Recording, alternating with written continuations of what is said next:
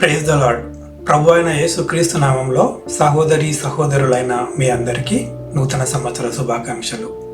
ఈరోజు దేవుని మాట మొదటి రాజులు 3వ అధ్యాయము 11 నుండి 14 వరకు. ఈ వాక్య భాగంలో సొలొమోను రాజు దేవుణ్ణి తన కోసం కాకుండా తాను పరిపాలించే ప్రజల నిమిత్తమై తనకు జ్ఞానం ఇవ్వమని ప్రార్థించినప్పుడు దేవుడు ఎంతగానో సంతోషించి తన నిస్వార్థమైన ప్రార్థనను అంగీకరించాడు. అంతేకాకుండా అతను కోరుకోని వాటిని కూడా ఆయనకు అనుగ్రహించాడు. కాబట్టి మీ ప్రార్థనలు ఫలించాలంటే నిస్వార్థమైన గుణమును అలవర్చుకోవాలి. అంతేకాకుండా నీతిని న్యాయమును పాటిస్తూ దేవుని మార్గములు అనుసరించాలి. ఆ విధంగా దేవునికి విధేయులుగా ఉన్న వారిని ఆయన ఎంతగానో ఆశీర్వదిస్తాడు మరియు పేరు ప్రఖ్యాతులు కలిగిస్తాడు.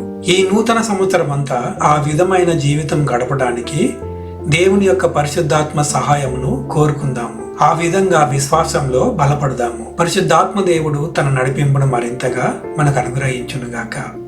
ఆమేన్.